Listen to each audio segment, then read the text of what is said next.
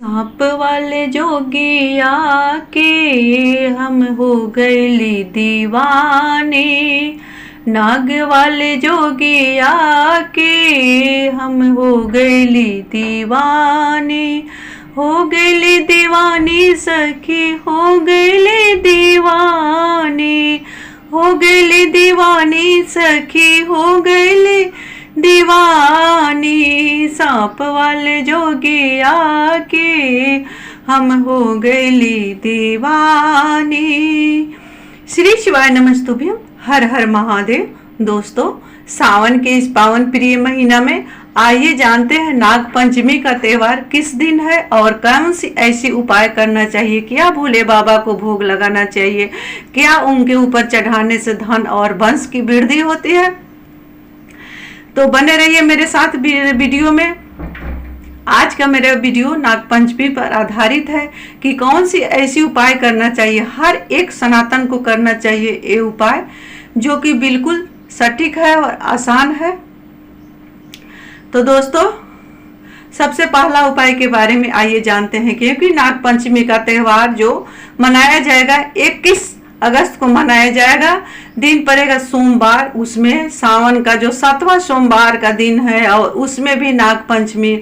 बहुत ही दुर्लभ संजोग है दोस्तों, ऐसा संजोग कभी कभी बिरला आता है। तो मना ले अपने भोलेनाथ को, जगा ले अपने सोई किस्मत को। तो करे सबसे पहला उपाय जो कि हर सनातन धर्म को, हर सनातन को ये करना बहुत ही आवश्यक होता है। पहला उपाय है कि सुबह जल्दी से जगने के बाद अपने घर को अच्छे से साफ सुथरा करें या एक दिन पहले साफ करें, क्योंकि सोमवार का व्रत है, नाग पंचमी का व्रत है। तो सबसे पहला है जो ध्यान देने वाली चीज है, उसमें सफाई जरूरी है। किनकी पूजा करनी है? नाग देवता। नाग देवता कौन है दोस्तों? नाग देवता वही है कलयुग में मेरे महादेव माँ भवानी साक्षात नाग नागिन के रूप में ही विराजमान है इस धरती पर। तो इसलिए जो नाग देवता का पूजा होता है उन्हीं का पूजा होता है, उन्हीं का सोमवारी व्रत है जो कि 7वां सोमवार है सावन का।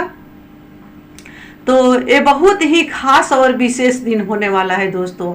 हम सभी जानते हैं कि भोलेनाथ पर दूध चढ़ाया जाता है। अगर यही दूध आप नाग पंचमी को चढ़ा देते हैं तो आपका जब तक सूरज चांद रहेगा, जब तक पृथ्वी आकाश रहेगा, गंगा में पानी रहेगी, तब तक आपका जो घर का वंश है, आपका जो वंश है वो बढ़ते रहेगा। आपका वंश में वृद्धि होगी, वंश उन्नति करेगा। वही आप भोलेनाथ को लावा चढ़ा देते हैं। लावा कौन चीज का होना चाहिए दोस्तों? धान का लावा। अगर ये धान का लावा भोलेनाथ को चढ़ा देते हैं तो भोलेनाथ इतना देंगे कि आप संभाल नहीं पाएंगे। तो नाग पंचमी का सबसे जो खास भोग होता है, सबसे जो खास कोई करने वाला चीज होता है, ये 2 चीज होता है। इसको आप बिल्कुल ही नहीं छोड़ेंगे, भोलेनाथ को समर्पित करेंगे। क्या समर्पित करेंगे? धान का लावा और गाय का दूध। भोलेनाथ को कच्ची गाय का दूध और धान का जो लावा है भोलेनाथ को अति प्रिय है। क्योंकि भोलेनाथ पर अगर आप कच्ची दूध चढ़ाते हैं तो उससे वंश की वृद्धि होती है, आरोग्य मिलता है। वहीं आप धान के अलावा भोलेनाथ को चढ़ाते हैं तो भोलेनाथ आपको इतना देंगे कि आप संभाल नहीं पाएंगे। क्योंकि धन की वृद्धि कराती है, उसमें उसका लावा जो आप चढ़ाते हैं तो उस तरह भगवान इतना देते हैं कि क्योंकि थोड़ा सा एक चुटकी आप अगर धान लेते हैं, उसको लावा फोड़ते हैं तो आपको इतना भर जाता है। उसी तरह भोलेनाथ पर जब कोई व्यक्ति लावा समर्पित करते हैं तो भोलेनाथ उसको अनगिनत अन्न धन लक्ष्मी वैभव भंडार बनते हैं, जो कि वही जान पाएंगे, दूसरा कोई नहीं जान पाएगा दोस्तों। तो ये उपाय जरूर करेंगे, क्योंकि मनुष्य के जिंदगी में धन और वंश सबसे अति आवश्यक चीज है। इसके बिना जीवन रुक सा जाता है। तो बढ़ती है दूसरे के उपाय की ओर कि दूसरा उपाय कौन सी है जो कि करना नाग पंचमी के दिन बहुत ही आवश्यक होता है। तो सबसे पहले दोस्तों सफाई को तो मैं बात बता दी। उसके बाद गोबर हो सके आपके यहाँ अगर गोबर मिल रहा है तो अपने जो घर है उसको चारों तरफ से चौकेठा लगा दे। अपने मुख डोर पर जो आपका मुख दरवाजा है उस पर नाग नागिन का जो जोड़ा बनाए, दोनों साइड में बनाए। नाग नागिन के ऊपर पहले क्या करें, जोड़ा बनाए। जोड़ा बनाने के बाद नाग नागिन को सिंदूर से टीके, उसमें धुरवा साटे और सिंदूर अवश्य ही लगाए। और नाग नागिन का भी भोग उस दिन इस तरह से लगता है कि जो पत्ता होता है कटहल का, उस पत्ते पर दूध और गाय का दूध से भोग लगाया जाता है। ये नाग नागिन का जोड़ा आप मुख डोर पर बनाएंगे, मुख दरवाजे पर, पूजा रूम के द्वारी पर दोनों साइड बनाएंगे। और जो किचन का जो दरवाजा है उस पर भी दोनों साइड में बनाया जाता है। और पीछे का भी जो आंगन है, पीछे की तरफ से पितृलोक के लिए वहां पर नाग नागिन का जोड़ा बनाया जाता है। कटहर के पत्ते पर धान के लावा और दूध का भोग लगाया जाता है। कटहर का जो पत्ता है उसको थोड़ा सा क्या करेंगे, थोड़ा सा बना लेंगे, खोदोना के जैसा बना करके उसी में थोड़ा सा लावा दूध धर करके वहां पर भोग लगाएंगे अपनी पितृलोक के लिए, नाग नेवता और नागिन के लिए अपने दरवाजे पर। इस तरह से भोग लगाएंगे दोस्तों। तीसरा उपाय क्या है? तीसरा उपाय ये है कि अपने घर का चौकेठा के लिए सरसों और बालू पढ़वा करके, नहीं हो तो अपने से पढ़ करके चारों तरफ अपने घर के भीतरी डोर में चारों तरफ से छींटना चाहिए। अपने घर के चौकेठा करने के बाद गोबर से ये जरूरी होता है कि सरसों और बालू का छिड़काव हर जगह करना चाहिए। इससे क्या होता है, नाग और नागिन आपको भविष्य में कभी छू भी नहीं सकता है। बदले में आपका वो हर ओर से सुरक्षित रखते हैं, आपका रक्षा करते हैं। आप जहाँ जाते हैं आपके आगे नाग और नागिन जोड़ा में चलता है सुरक्षा करने के लिए।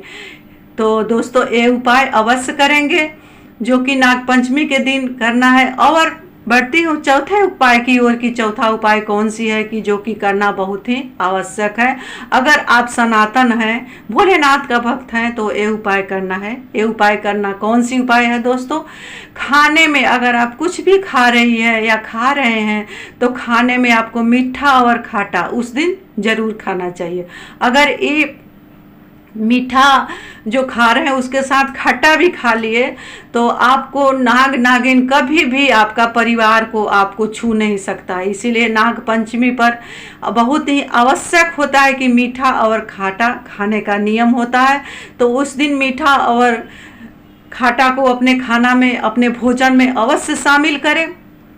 और अपने जो भी घर में बच्चे हैं, बूढ़े हैं, उनको लावा और धान का जो लावा होता है और दूध का जो आप भोलेनाथ को भोग लगाए हैं, अपने घर में 3 जगह भोग लगाए। अपने इष्ट देवता, कुल देवता, ग्राम देवता का नाम से भी अपने घर में कोई या पात्र है या मिट्टी का पात्र है छोटा सा, उसमें आप इष्ट देवता, कुल देवता, ग्राम देवता का नाम से 3 जगह भोग रखें।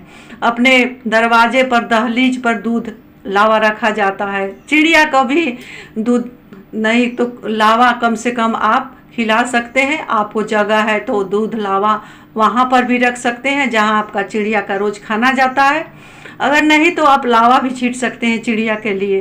तो दोस्तों इन्हीं उपाय को करना है। अगर आपके दरवाजे पर बेल वृक्ष है तो वहाँ भी दूध लावा का अवश्य ही भोग लगाएं, क्योंकि बहुत ही दुर्लभ संयोग है। सोमवार है जो कि सावन की 7वां सोमवारी है और उसमें नाग पंचमी है, तो दोनों एक साथ होना बहुत ही दुर्लभ संयोग है। उसमें किया गया कोई भी कार्य जो कि शिव महापुराण पर आधारित है, वर्णित है, जो सनातन है, मैं उम्मीद करती हूँ सारा सनातन के यहाँ जितने सनातन हैं उनके यहाँ ये सब उपाय होता ही होता होगा, ऐसा भोग लगता ही लगता होगा।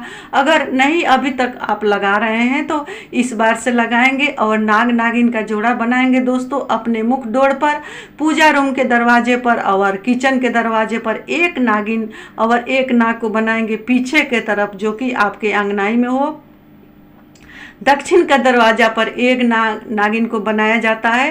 ये नाग नागिन पितृ के रूप में आते हैं और अपने संतान को तृप्त करते हैं, अपने वंश को तृप्त करते हैं। जो भी आपके गृहस्थी में जो भी कमियां हैं, जो भी क्लेश है, जो भी रोग है, उसको पितृ लोग आते हैं और हर लेते हैं, प्रसन्न होकर के जाते हैं, आशीर्वाद दे करके। जो कटहर का पत्ता होता है पितरों को समर्पित होता है, दूध लावा। अगर इस तरह से आप पितरों के निमित्त भी ये उपाय करते हैं तो आपको नवग्रह भी प्रसन्न होते हैं, पितृ भी प्रसन्न होते हैं, कहीं कहीं भोलेनाथ की भी प्रसन्नता बनी रहती है आपके जिंदगी से, आपके परिवार से, आपके बच्चे के ऊपर से राहु केतु ग्रह भी समाप्त हो जाता है। तो दोस्तों ये उपाय जरूर करेंगे और कमेंट के द्वारा जरूर बताएंगे कि कैसी लगी आपको मेरे ये वीडियो।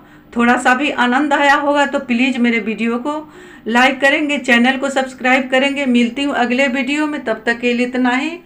श्री शिवाय नमस्तुभ्यम। हर हर महादेव।